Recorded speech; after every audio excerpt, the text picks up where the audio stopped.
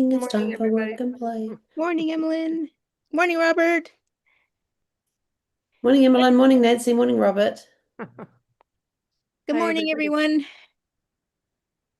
Since we are live, I am going to just go ahead and get started. Welcome, everyone. My name is Terza Ekholm, along with my co-host. Oh, it's this way. Helen Brahms. It depends on where you are on the screen, right? Uh, we do every Friday at from 10 to 11 a.m. Mountain Time. We do open office hour where we discuss all things AI and take questions and do mini demos and have great discussions in our community. And then on Sundays, Helen and I do a podcast. And that Sunday, I better let Helen say what that is. On Sundays at 5 p.m. No, hang on. Yeah, 5 p.m. Pacific, 6 p.m. Mountain Time, we have our weekly Zanekin Studio podcast where we answer 7 questions each week about AI and creating AI content using AI. And we stream live on YouTube, and we will put the link into the chat for you. But it's youtube.com/at Zanekin Studio. That's it for me. I'm All done. right, thank you. Back to Terza. I want to make sure Emmeline's okay. You're on mute. No, I'm Okay, having yeah. lunch. Sorry. No, that's okay. Just want to make sure. All right. All right, everybody. So, everything is so exciting and going along so fast. It's amazing. I'm not going to cover necessarily all the things that I've read about this week, except that those of you who are here and already doing some things with AI, you are already well ahead of the game. On the other hand, things are moving so fast. So do set aside time every day. I strongly encourage you to set aside time every day and do something with AI. Um, there are things happening all over the place. There are people trying automations all over the place. This OpenClaw which no, I have not tried the OpenClaw, but I worked some with OpenAI Codex and my Marblism agents. So I am doing some things with automation. I have experienced some wonderful how shall I phrase it? I was working in the Chat GPT browser called Atlas, and as I was creating things, what I do now is I almost all no matter what it is I'm doing, I open up a side chat right in the very thing that I'm doing. And so whenever I have any questions, I can just type right in there with Chat GPT, and it helps me guides me in my Word document creation, my spreadsheet creation, my I learned a whole new survey tool this week with OpenAI with ChatGPT, and at one point it said, "Well, would you like me to finish this for you?" And I said, "Oh, sure." And I got to watch it finish the whole thing on the screen. That was so super cool. Um, and just things like that. So I've also learned more about doing things in Go High Level, which is the CRM that I use. And this week, I think for the first time, I went through a whole funnel creation and some other things back there with the help of ChatGPT, and we didn't derail once.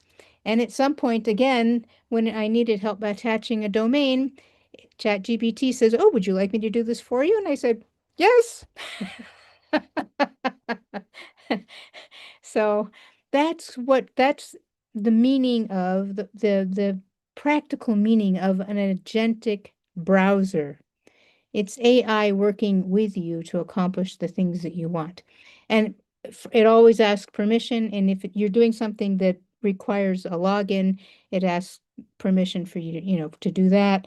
And then when you close the tab, that's all over. It's not logged in. It doesn't remain there. So exciting things are happening.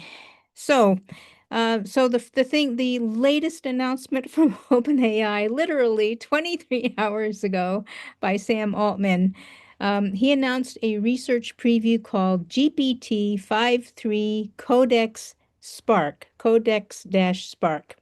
I don't have access yet, so obviously I haven't reviewed it.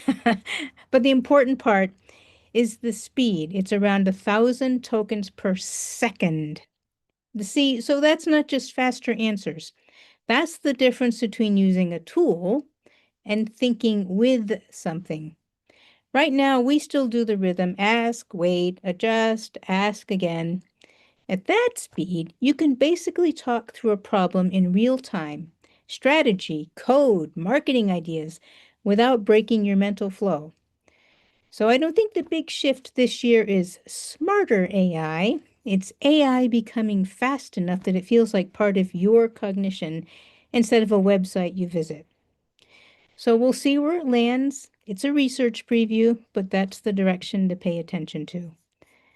So, so then shifting gears just a little bit, the other thing that happened this morning was that Marblism announced a contest. Actually, they asked for us Marblism partners for a proposal for a contest. So I went ahead and sent mine in. But I think I'll participate in our own way, whether my proposal gets accepted or not. Here's the gist of it. So next week's open office hour is going to be focused entirely on using Marblism to drive real lead generation and business growth, not theory, but practical implementation. And here's the twist. We're introducing a live incentive. We'll be raffling off 1 free month of Marblism to a live attendee. So you have to be on here to receive it. To be eligible, you simply need to register, which if you're here, you've already done. Attend live and stay through the end when we draw the winner. That's it. So this isn't a random gift card. It's directly aligned with what we'll be building together. So if you've been curious about Marblism or you're already using it and want to go deeper, next week is the one to show up for. So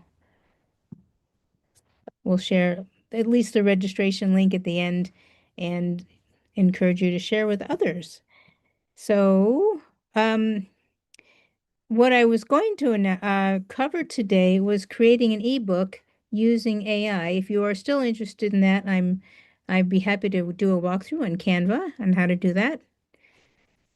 I see Helen nodding her head. So, so I am going to go ahead and share my screen and do it. So give me a moment here while I cue that up.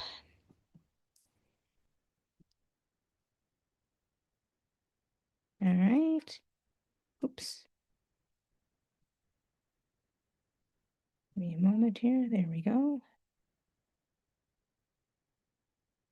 I did have it queued up earlier, but then I got so excited about other things I was reading. I got a little crazy. Okay. So let me share my screen here. Come back here.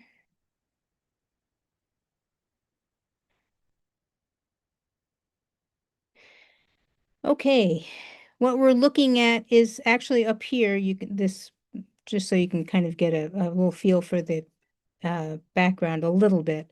This is ChatGPT Atlas, by the way. And naturally, yes, I went through and consulted with ChatGPT on how I might create this. And it gave me several suggestions, one of which was Canvas.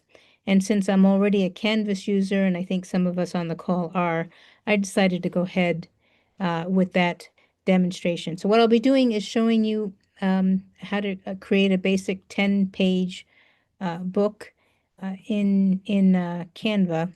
So to begin with, here, let me just hop over. You'll get to see my notes while I'm here. So this is going to be a 10-page, sample 10-page mini ebook. And if you go over to Canva and just click on templates, and then I just wrote in there ebook template. There are thousands and thousands and thousands of templates you can use. What you could do is scroll through these. You can choose, whatever category. Well, we already chose the category, which was ebook. But you can choose all kinds of styles from minimalist to, abstract to tech, collage. I mean, there's all kinds of them in here. You can start with any of those if you want, or you could just start from scratch. I went ahead and I wanted to do a template So I went and chose, I think it was this one, this Guide to Wellness, even though I'm not going to be writing about wellness. The cool thing about that is when you do that and you say yes, it loads the template right there into your own editor. And now you just edit this and make it yours. So I'm actually not going to go fix everything in here that would be there, but here's where you would put your title. So in my case, my title is the Simpler AI Stack for Small Business. So just go over there and put that in there. Um, and of course, you'll need to move things around and delete things that don't fit. And let's get rid of that too. And now I can move this up. And you can change fonts and colors. The reason I find it nice to use, even though it's a little bit of extra work, um, it gives me something to start with. So this by Helena, instead I would put by Terza, whoops, Terza Ekholm. And then I would put some AI related graphic in here and get rid of some of these other things because they're just not useful for my purpose. I had started with a more high-tech um, cover before, but it didn't have any of the other pages, so I that's why I went with this Does for the it moment. does it generate the graphics for you? This is a template that somebody else, another Canva user, created and just uploaded Okay. into Canva. So, just for grins, I'll go back and show you the other one that I had done. Well, let's just grab tech and I'll show you what I did. Or I might have chosen instead, but it only had the one page, so I wanted to show you more pages. So there's some really great backgrounds in here. Um, such as this one. The only reason I didn't like this one, I would have put in the graphics that I want. This is more the colors that I would probably use in it for my end result, but you just click on this and it's a great place to start. It's a great cover. But then we know we need more things such as, uh, such as what the um sorry, what your introduction and other things like that. So since I had ChatGPT just create a framework, this is by no means a book, of course. I would just put that in here. You click on text, add a text box, and double click in here. I repeat, double click in here, and then it's as easy as that to put in your text. Obviously, you're going to want to write this the way you want to write this. I mean, and I wouldn't just copy and paste from ChatGPT anyway, because it needs a lot more work. But it's a good start. And then you just, like I said, you just put in the stuff that works for you, rewrite it, add your next page. So you just format the entire book the way you want. You can add illustrations. There's all kinds of cool elements. If you click on elements over here, you can type tech, for example, and it will give you all kinds of really cool things that you can just put in there. Now, obviously that doesn't show. So what you do is you click on up here, you see where it says black, and you just make it white. So Canva has all sorts of amazing illustrations and elements that you can use in your materials. In addition, of course, you can ask ChatGPT to make you images. You can make them in Midjourney or whatever other favorite places you have, Galaxy AI, and plop them in here. And I shouldn't say plop them in, insert them in here. And then once you've created your entire book, um, there's a couple of more steps if you want to upload it to Kindle, Amazon Kindle, for example, but you could just ship it as is, download it as a PDF. It could be your lead magnet, or you can sell it in other marketplaces. But if you want to sell it on Amazon, there'll be some more specific formatting conditions. So these days, you can write your own ebook, and I strongly encourage you to actually give it a try. I do start with ChatGPT, and then I take the ideas and make them into my own words. So could you, I think you could start off with a notebook LM and as the base material, Yes, and then you could create your text, and then you could get a format and you could put it back into Notebook LM and tell it to rewrite it. you could do that. That's absolutely a wonderful way to do it. Yeah, yeah. Yeah, let's see. Well, I'd have to hop over to a different screen, but you can absolutely cut and paste things from Notebook LM. Let's see if I have something easy to just drop in there to show you. Ah, I'll go with that. All right, so this one is actually a ChatGPT image. I will go borrow this real quickly here. Over here, you would just click on uploads. And, well, here, for example, this is something that was created in, I think I used Notebook LM to create this. This is perhaps not the greatest illustration because I'd have to resize it to make it helpful, but you absolutely can put things just like that right in there. We add another page. Here's another one. This is my graphic from a previous podcast. And so let's go up. Give me a second here. I want to make sure I'm getting good things to share with you.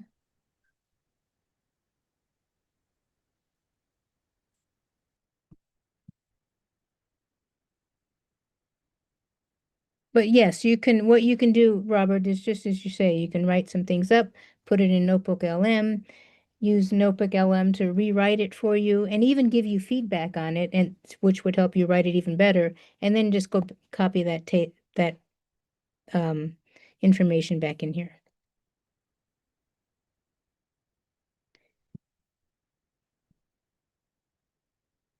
Both Emmeline and Helen have had experience, I think, writing ebooks.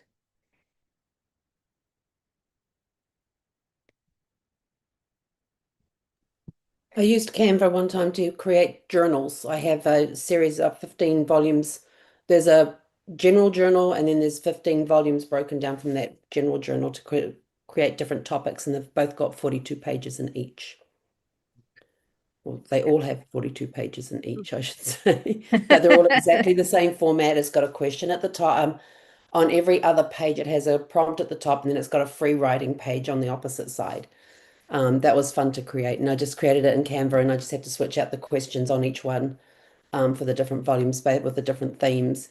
And then I also have a book about staycations, why it's important to take staycations.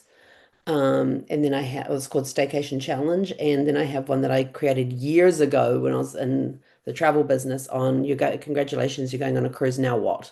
And it was sort of like for first time cruises. Yeah, I need to pull that one down. I just thought because I think that one's still live. But yeah, I've had fun creating books in Canva, and then downloading them to upload them into Kindle. That's the Kindle. one. It's Kindle. Although I will tell you, the low content books, which is what journals are, they cannot be uploaded to Kindle. They have to be uploaded to be printed as a physical book, but they're printed on demand, which is kind of cool because Amazon takes care of all that stuff. Right. Yeah, I used Kindle and then I used Canva to produce my coloring book that was based on my photographs.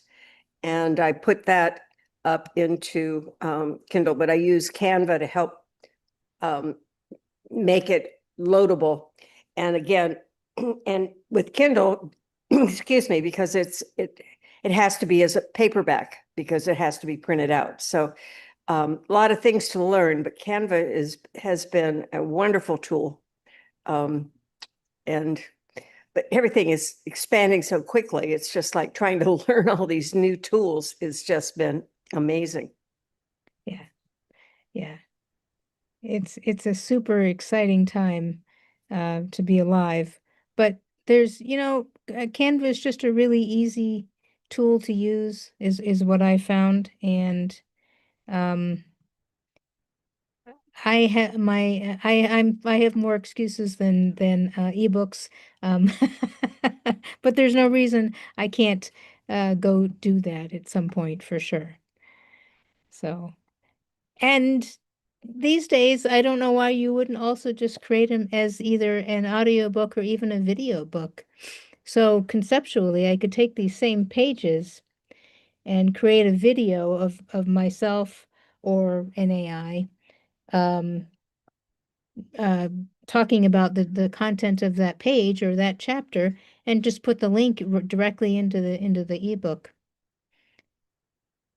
The other thing that this happened already a couple of years ago, as AI was starting to emerge, ChatGPT was becoming super popular. Peter Diamandis created, one of his friends actually wrote a book, and then the two of them together took all of that man's writings and put them into what would later become a GPT and put it out there on the web. So you could talk with the author as though he were there. It was only by text at that time. But instead of talking to just ChatGPT, you could be talking to the author. Later on, we came along, everything's got better and easier to use, and we made GPTs to do the same thing. So the world is really super exciting. So, all right, what else can I share with you? There wasn't a whole lot that I was going to share about uh, creating a book. It's pretty straightforward. Um, it's it's it's just is really super easy, especially when you can use um, templates to start off with. Um, even if I didn't use any of these things, the fact that it says chapter 1, I could go delete everything else and go from there. It just makes it super, super easy. So, what do you guys? I like Yeah. it as a marketing tool. I mean, Yeah. for What I did earlier this week also with the survey tool, because people love to fill out little surveys, especially if they're also somewhat entertaining. I'm not sure that the ones I created were entertaining, but let me bring one up here so I can share it with you. Just the tool, because by the way, it's free. So give me a moment and I'll share it again. Oops, this one. Okay, so here's a tool called, I have to move this thing out of the way. This is a tool called Tally. It's called tally.so. So let's just go home, actually. I am home. What I want to do with this. I really want to go back to the beginning so I can show you what it looks like. Maybe that's it. All right. I'll just go here. This is apparently my home, and in my workspace, I created two surveys for the other part of my business, which is about auditing your AI tool stack. And so what I'll be having people do is go take a survey. So this is basically the survey. It's multiple choice. They'll just go through this, and what the tool does then is it calculates what their score is, and based on their score, it'll give them a response. So what I really wanted to show you though was how easy it is to create it. So It was so easy to do yesterday, and now I'm a little bit lost. Hang on. What I'm showing you is, I really want to go back. All right, let's just go create a new form. All right, it's super easy. Super easy survey. It's much easier to go like this. And we just go here. And right here is really going to be all of your tools. Here you can throw it away, of course. Here you can, when you click here, it gives you all these different things that you can put right into this line. And so a lot of the things that I just showed you, I did multiple choice. So if you click on multiple choice, Are you in a template right now? no, I just went ahead and started from scratch so I could show Okay. you. But Okay. yes, there are user templates. I just decided to go from scratch. So if I Okay. did multiple choice, it would be something like, I don't know. What would you use a survey for? Option 1, fun, research, marketing, lead magnet. And then once you've done that, you go back over here to this plus sign, and if you want another question, you just click on the plus. And let's say I wanted a short answer question. What is your first name is a good idea. So then you type in your question.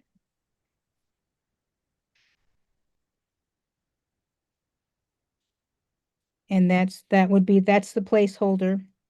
I'll just put that as a placeholder. And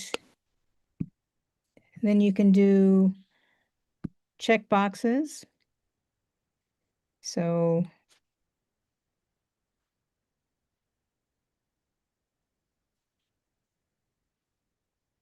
and friend, Gemini, Facebook. And then when you publish this, here, let's just go ahead and publish it. Oh, okay. And then let me put in one more thing, text. Just text that says, thank you for taking the survey.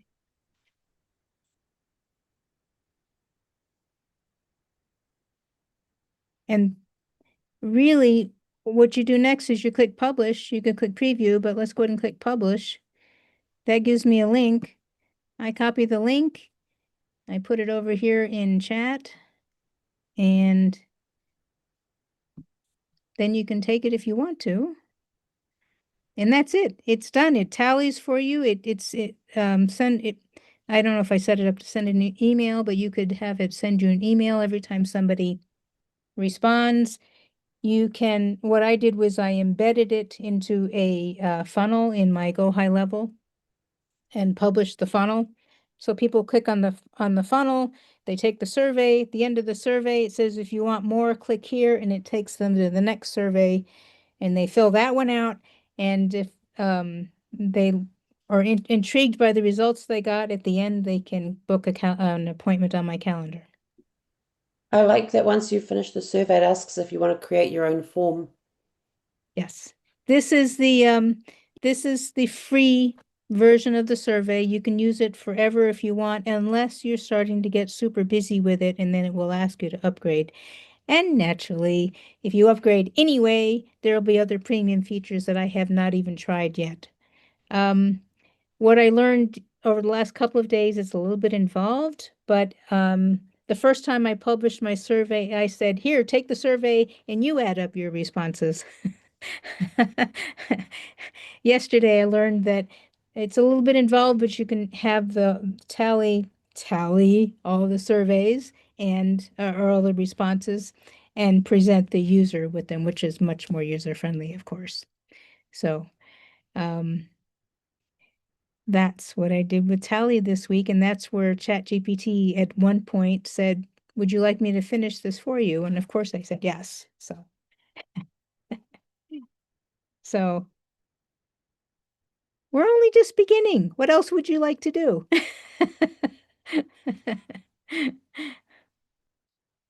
people are asking all kinds of interesting questions from this OpenClaw. They're using it as their personal assistant. They're saying things like, go organize my disk drive, which I'm not sure I would do, but okay, some people are doing that. Yeah, no, Helen's doing that. I'm going, "Ah!" No, go fix my disk drive, and they go to bed and they wake up the next morning and they open their window and voila, it's all organized. Like, oh my God, but you know what happens when somebody comes in and organizes your stuff. So That is scary on a level I don't even want to go to. I mean, giving it access to my entire computer where I've got sensitive information and asking it to organize it. Yeah, no. no. I mean, it's like unpacking things. You have friends come over to help you unpack boxes when you've moved and you can't find anything afterwards. Yeah, So exactly. yeah, that's kind of like that, and that's absolutely not because I don't even trust OpenClaw right now with all of the issues that they've been having and all the security stuff. So Yeah. it's going to be a long time before I even attempt to use those, if ever. So yeah, but giving it access, full access to my computer, absolutely not. No way, no how, never, never, never, never, not Good for happening. you.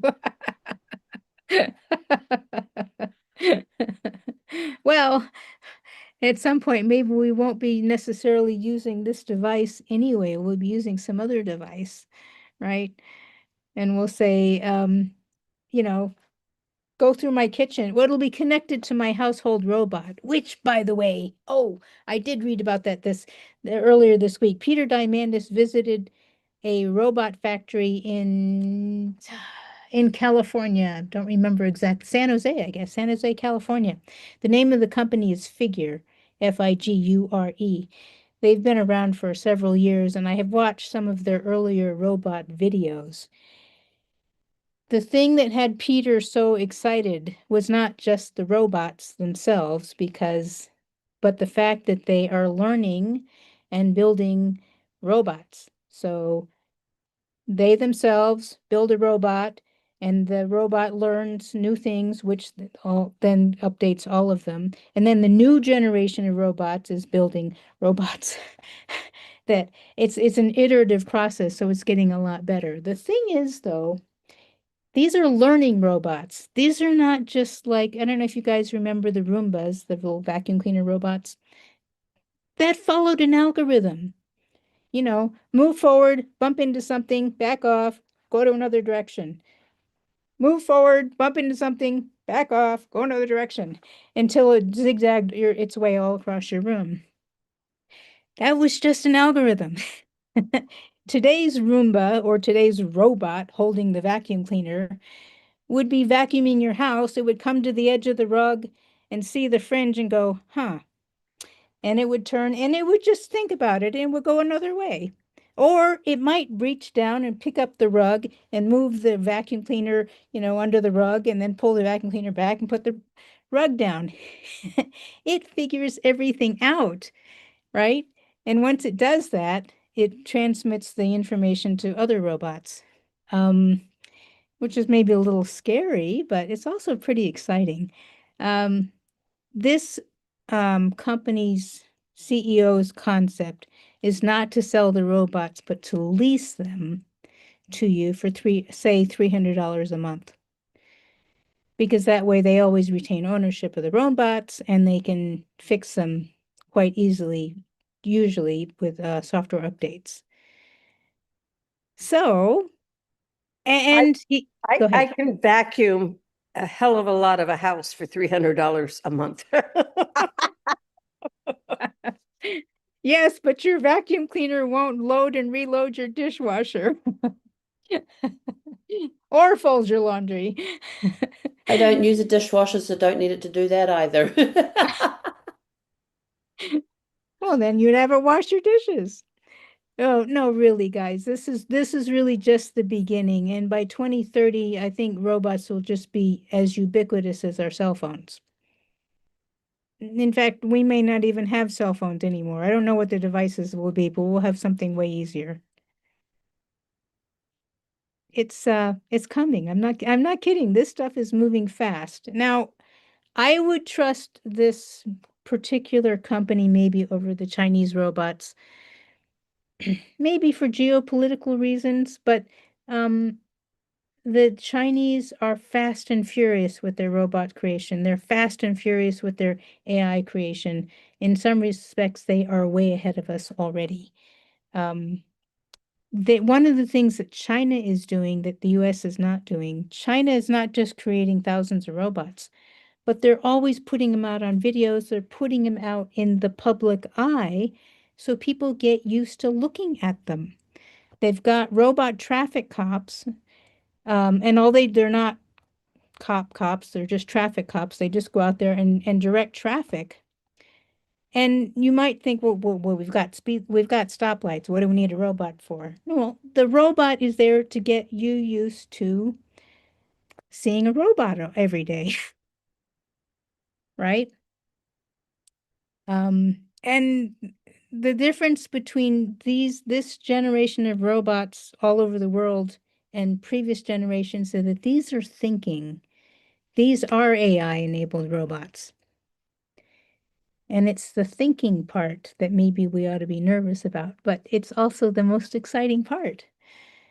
So just like we're doing with our automations, with our software automations, I am literally using AI agents, and as is Helen, to create my Facebook posts every day, my LinkedIn posts every day, my blog posts, and then turn those blog posts into LinkedIn articles. And then I'm even using them to suggest how YouTube videos that I can create. They're not yet doing the videos, but they're coming.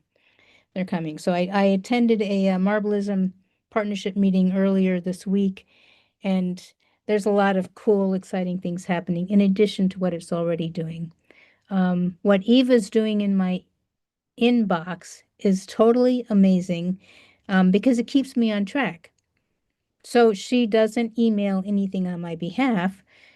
If the email looks like it needs a reply, she drafts a reply, and the draft stays there. So when I open my inbox the next morning, I not only see my emails labeled in specific categories, but she's already drafted replies to the ones that looked like it needed a reply.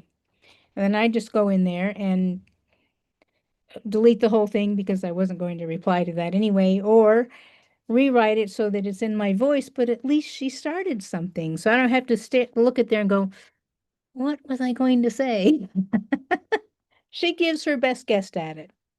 So, and we've talked about this before. Mhm. We have all of these different platforms. Yes. We've got ChatGPT, Cast Magic, we've got Galaxy AI, we've got Notebook LM, and now with Marblism, and it's like, how do I figure out which ones I really need or what's going to be the best platforms for me? Because we spend a lot of money every month for all of these multiple platforms, and it's just like, do I really need to do that? Does that Yes, make and it's an absolutely wonderful question. And what I would do in your case, Emmeline, is I'm starting to do for myself, I'm starting to write down or type, whatever, what it is I do every day. In my case, sometimes that's hard because I do a lot of things every day. It's not the same thing, but Yeah. this will help me get that organized. But I start to write them down. Then I go look at the tools that I already have. Pick one or two, you don't need, not all of them, and say, okay, this tool does that, this tool does that, this tool does that. Oh, I've got 3 tools that'll do this one thing. I can probably get rid of 2 of them. So like that, really. Yeah. Yeah. Yeah, because and like you said, everything is changing daily, and then you're presented with a new tool, and you're sitting there saying, "Oh my gosh, would that make a difference? Do I need to look at that?" But yeah, and just trying to get it under control. And I think I haven't joined Marblism yet, but I love just hearing about all the different things that those agents can do. Mhm. And even that, just to organize all of the, all the crap that I get every day in my emails, that I spend so many hours, like, do I unsubscribe? Do I want to read that? I mean, it's just like, let me get down to what's really important with what I want to do. And then it's like, okay, well, that's another, I haven't purchased it yet, but it's looking more and more inviting. And yeah, so then it's like, what can I eliminate if I've got that? And I don't know if with Galaxy AI, have you and Helen dove into all of the different, I mean, it's like 3,500 platforms and different things on Galaxy. I mean, where do you even start? The way I use Galaxy is that if I have a task that needs to be done that I don't already have an AI to do, I go into Galaxy and see, like if I've got a video and I need to slice it up, I go in there and I put that I need a video that I've got to slice up, or I want it to create chapters or whatever, and it will tell me which AI programs it has, and then I'll go and have a look at them. If they're ones that are well-known names, then I can go and access those, and I don't have to worry about the paid version because it's already there. Okay. So, Galaxy has eliminated a lot of the monthly fees that I pay for different programs. And like HeyGen is one that I use where you can create videos and B-rolls and things like that, short form videos and stuff. And so I put the script in there. I pick the AI person I want it to be, look like, their voice, that sort of stuff, the cadence. And then I can get it to do the captioning as well. Well, I was paying $20 or $30 a month for that. I get it free through Galaxy. So And then that's called HeyGen? Is that? HeyGen, HeyGen, but it's a tool that's inside Galaxy, so I no longer need to have Yeah, that I'm monthly in subscription. Galaxy, but HeyGen. Okay. Gen. Oh, okay, HeyGen. Okay, that'll be Yeah. fun. Thank you. Yeah, I mean, So it's just a case of if you do have Galaxy, what do you want it to do? Go in and look there first to see if there's a program that will help you, rather than going out and going, oh, this tool's really good, da da da da, I can go pay the thing when you've already got it inside Galaxy. and Galaxy is just incredible. It's just trying to find the time to, and I think we're all in that situation, is taking that time to explore and see what all it offers. I mean, I'm floored by the amount of information and what is available there. So it's just like, okay, in between everything else that I'm doing, I need to spend time. The only thing that I'm still paying monthly subscription from is ChatGPT, because I can't transfer my ChatGPT account inside to the Galaxy ChatGPT that's in there. Okay. And I've got a whole bunch of GPTs that I've created and a whole bunch and a slew of conversations that I've had. And yeah, no, I'm keeping my $20 a month on that one. Yeah. It's worth it. Do you use Cast Magic at all? I haven't used Cast Magic for a while. I know how to use it. I just haven't used it for a while. And I know that it's changed since I last used it. I know. But I'm finding other tools to do some of the stuff that it does. Okay, that's good to know.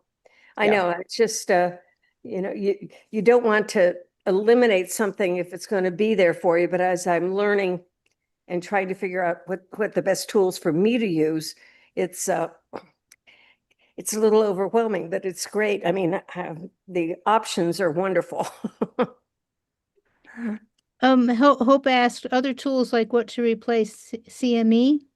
What do you mean by Yes. CM? Cast Magic. Cast Magic. Oh, Yeah, so there's different tools. So you can get different tools within Galaxy that will transcribe the videos for you.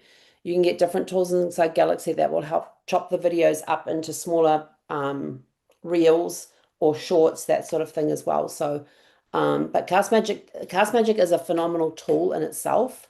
I just don't want to pay the $20 a month right now. So Yeah, well, because it all adds up. I mean, you have this, yeah, it all adds up. And yeah, it definitely does. So I'll have to, I mean, I keep looking at Cast Magic because I need to use it, but then it's like, oh, well, maybe I need to check out Galaxy to see how it could help me. And it's just also like the other tool that I haven't signed up for yet, but VIDIQ is another really good tool that people like to use. And again, it's just another exceptional tool. And which one am I going to use the most? I guess that's the What question. fits what you are doing, and what is its learning curve like? And is it going to help you, or is it going to irritate you because you've got such a big learning curve on it? No, Yes, seriously, if a I tool know. is going to irritate the crap out of you, don't use it. Oh, yeah, I get If it. it's one that you can get in there and very easily learn it, then go do it. And if it's going to be helpful, you got to figure out, is this going to help me what I'm doing, or is it just going to irritate the crap out of me? Yep. No, that's a good philosophy. Yes. You might be able They're to, here to enhance and help and assist you, not irritate you. Yep. I completely agree. If it doesn't give you relief, jettison it. We don't Jen. need tools telling us to do what to do. There was some time ago, just by way of illustration, I don't know how many years ago it was now, but my husband and I had subscribed to whatever the cable service provider was in our neighborhood. And we enjoyed it for a time. I don't know what the time was, but we did enjoy it for a time. But then as its quality seemed to drop off as the prices were going up, we found, at least I found myself sitting on the sofa, just when I wanted some relaxed time.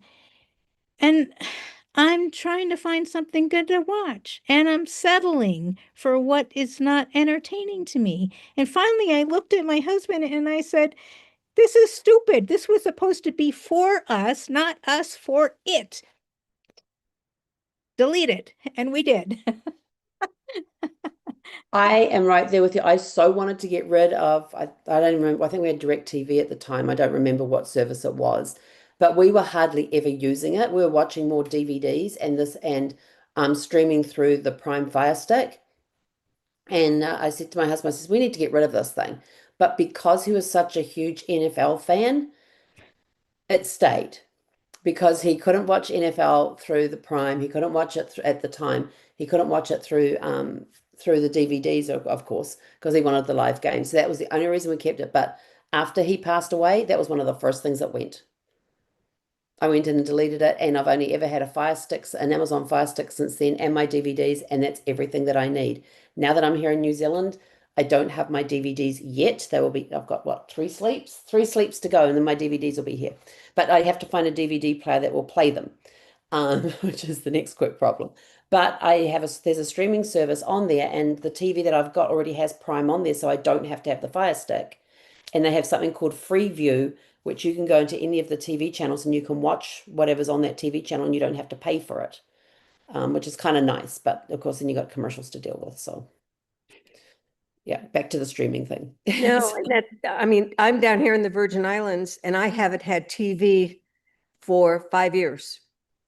And, I want to watch something. For example, I would have liked to have watched the Super Bowl or something else, but they want to charge you these outrageous prices. And I said, nope. I lost 2 TVs because of the fluctuation of the electricity on the island. And yet I'm sitting there thinking, oh man, I'm missing all this stuff. But you know what? I'm not missing it. I really am not missing anything, and I can find something, but it's just the fact that they have us over a barrel. That you have to pay for these extra services, where if I was in Colorado, I could at least get something on the local channels, whereas here I can't get anything. And so it's just like, well, I do a lot of reading and and that's what I do. But it's interesting, and it's going to get crazier, just like Tirza said, with everything that's changing. It's going to be wild, but it's all good. I mean, I'm learning, and I'm going to continue to learn and try new things. And I'm so excited to be a part of a group that is doing the same thing and learning all this new stuff. I Glad to have you aboard. have a general question. So does anybody know of a tool for people who visit your website? They don't fill out a form or anything. They just visit your website, Mm. and then you can I think capture it. yes, I think there's something about a pixel that gets activated when they visit your website. I don't know the details of it, but yes, such tools do exist, Robert. It's what? Such tools do exist. Oh, I have to get Yeah. into chat and see what it tells me. Yeah. I don't know how much information you can get from it if they're not going to leave you, click on anything. Yeah. I work for Mailbox Power on their help chat, and we've got a thing that's called AI Prospecting Suite. And you can put a code into your website that anybody that comes in, it captures their information. It gives you their name, their mailing address, believe phone number and email as well. So you get everything on that person that comes and visits. Oh, They've got different tools where you can even have, if people are looking for these particular keywords, it will capture their information as well. And Um, that's it's mailbox power. Mailbox Parrot has a thing called AI Prospecting Suite is what they've called the tool. I don't know the name of the third party that's behind it. I just know that it's there, and then they can transfer that information into their Mailbox Power account and send out prospecting cards and that sort of stuff to them. Interesting. That's So good to know.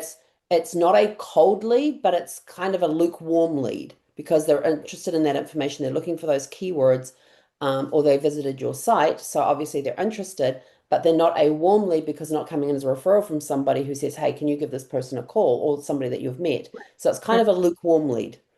yeah. But I know that the technology is out there because we've got it in Mailbox Power. I just don't know the name of the third party that provides the information for us. That's interesting. And is that a paid subscription or? Yes. So Mailbox Power has paid memberships. You pay each month or Okay. you can pay annually. And then this is part of the thing. And based on your membership level as to how much access you have to the AI prospecting suite. So there's one part that's available for just the pro members, and then the full suite's open for the executive members, but you still have to pay per lead. And the leads are like about 80 cents per lead, but they're more highly qualified than just a general mailing list. But you're paying for your own lead, the Yeah. people that came to your Mm-hmm. website, and then you're paying Yep. for the information. Yep. Oh, interesting. Yeah. That's So amazing, which means, yes, it is, a lot of it's out there. So, yes. but yeah, so the technology is out there to to embed the codes into your website to capture the information of people that come and visit your website, even if they don't fill out a form. Oh, good. Yeah. Thank you. That's interesting. That's very cool. The other thing that I really like from Mailbox Power, Helen, is the dynamic QR code. That We is have, my favorite tool. tell us more about that, because I know we can all do QR codes, but this is amazing. So on the QR, so what happens is that when you create a card, you can put in a merge field for a QR code. You put the webs and you have to send it through an automation. You put the link into the automation. The automation, when it processes, will create a QR code that is unique to the recipient on that card. So you could send out a card to 1,000 people and have this placeholder on there, and each of the 1,000 people will have a different QR code, but it all goes to the same site. Once they scan that code, you get a text message to say, "Hey, this contact," and it'll give you their name, their address, and their phone numbers and email, whatever is in your contact profile for that person. We're giving you that information and saying they have scanned this card, which is this shipment from this automation. So it'll actually tell you which shipment on the automation it was that used it.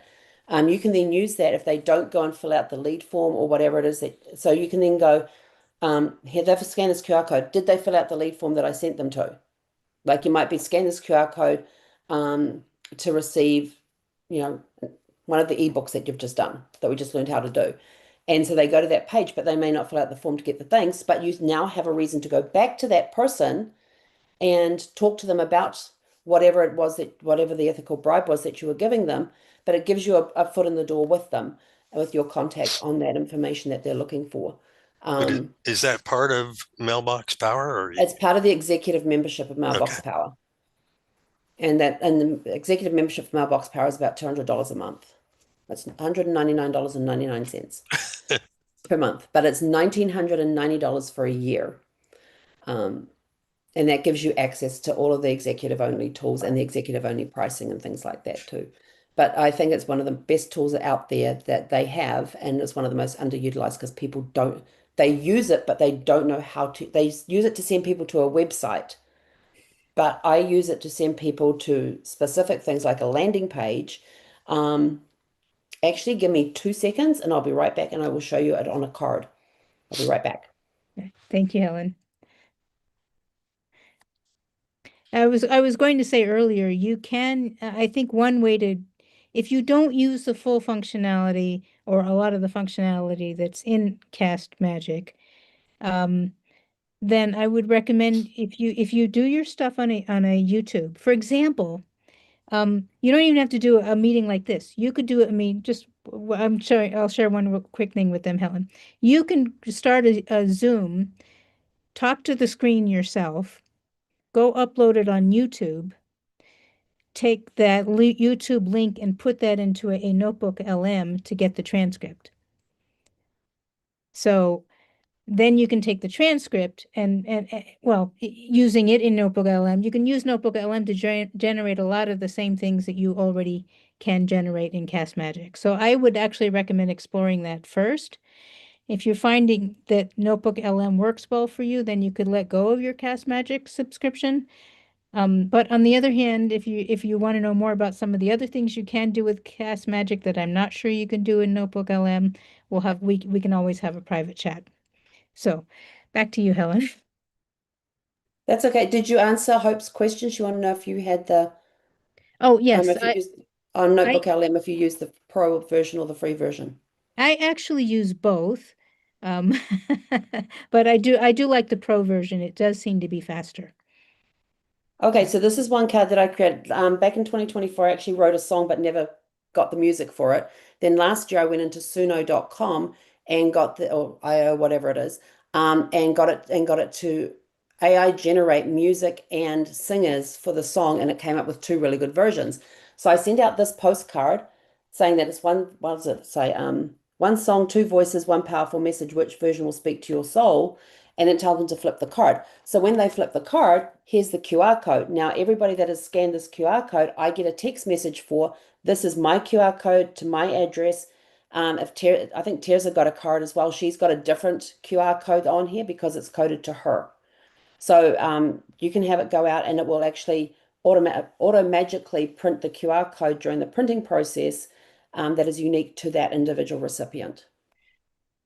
And when you scan it, it sends a text message to say, hey, this person scanned it. So Helen, if the postal carrier may be feeling bored or something, happened to see that QR code and decided to scan it, what would you get? I would get a text message based on the recipient's name. Okay, so you wouldn't necessarily have any other information, but you would know I would, somebody well, else it would, scanned what it. it would do is that it would pull up in my system, it would turn around and say, hey, Terza Ekholm from, and it would have your address there, it would have your phone number, your email address. If I had that in your contact profile, it'll at least have the address. It'll put the email and the phone number in there if I had that in your contact profile. So it pulls up your information. So if the postal carrier scanned it, I would get your information showing up on my phone. Oh, I see. I see. Okay, you don't get random strangers' information. You would still just get mine because Yeah, it was intended for me. correct. Actually, that's kind of cool. Yes. So it means that if you want somebody to go to a landing page and fill out a form to get their ethical bribe, like their 10-page ebook, you could see that they scanned it. Now you can go and see who signed up on the thing to get the on the lead capture forms to get the ethical bribe, the ebook, and it will tell you who did and who didn't. And so you can now compare the two lists and go, oh, I see here that Emmeline scanned the code, but she didn't fill out the form to get the ebook. So now you can use that to go back and talk with Emmeline about the product that you're selling, where they would have got, the top 10 the top 10 um, ways to sell your house, or the top 10 things you should do to prepare to sell your house, that sort of thing. And so you've got a reason, if you're a real estate agent, you've now got a reason to go back to that person and go, hey, I see that you're interested in selling your house. Is there any information that I can provide you with? So it's a great way to get a follow-up tool going. Because if they fill out the form, you've already got then that's a lead capture for you. But if they don't fill out the form, you now have you have a reason to go and call them. That is just amazing. Yeah. I tell you, it's one of the best tools that Mailbox Power has, and it's one of the most underutilized because people send people to a website. Yeah. And I'm like, why are you sending them to a website? Why not go somewhere where you can capture their information? Yes. But can that be a digital form? Yeah. Okay, not a So these ebooks that postcard. Terza showed us at the beginning of the session on how to create, we could create one of those and then give it away once they fill out the lead capture form, they get the ebook sent to them. Well, I'm saying the QR codes digitized. Oh, no. These are Mailbox Power deals in physical cards. Okay. Whether it's greeting cards, postcards, this is an 8.5 by 5-inch postcard. They've got, I don't have any on my desk. My samples will be here on Tuesday in 3 sleeps. I'm already on Saturday. It's Valentine's Day. Happy Valentine's Day from New Zealand. I'd say. So they send out physical cards and greeting cards and postcards, letters, flyers, whatever it is you want to send out. So it's all physical, not digital. Yes. Yes. Wow. Yeah, this is amazing. You said ethical is not digital? Ethical bribes. It's ethical Okay. bribes is something that if you give me your information, I'm going to give you this ebook. Uh-huh. That's an ethical bribe. Yeah. Yeah. But you could, I'm not saying that the tool could do it, but you could, I guess, digitize it. Send if you had I don't know if this makes sense, but like some of the, when you send things out using like CRM and you kind of just blast it out there, right? And you see the people who opened, etc., or at least reading your stuff. I guess that doesn't really work, but maybe in a On the text version. digital side, I use Go High Level as my CRM system. So when I send out my newsletter, it's got different links in it. The report that GHL will give me shows me who opened the email, what links they clicked, so I can see which links they clicked. If they clicked for one of where I can send them to a form, a lead capture form to give them an ethical bribe, say, click here to get your free copy of blah, blah, blah, blah, blah. And I can see who clicked through to that. I can also then see if they then went in and filled out the form. So yes, you can do it digitally if you're doing it through like a CRM system that can track that information for you. But this one here with Mailbox Power, it sends out a coded dynamic QR code that everybody gets a different QR code in, but it all goes to the same website. And with those different membership levels, I don't know we won't go into the details here because but you do get a certain number of free postcards. Yeah. Oh, if you are a pro member, you get 4x6 postcards, unlimited free, just pay the postage. You also get 50 5x7 greeting cards, just pay the postage. On the executive one, you get 200 free greeting cards, just pay postage. And you get 5 free coffee mugs that you can send, just pay the shipping. And then you get unlimited free 4x6 postcards and 5.5 by 8.5 postcards, which is this size. And you just pay postage on those. Yeah. So it's to me, I've been using the system since it first came out in like 2018 is when I signed up for it. Or was it 19? No, 2018 it was.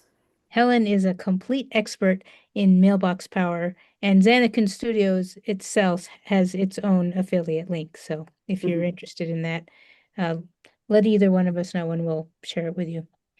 So on that note, remember next week we're going to be talking about Marblism and hold on there.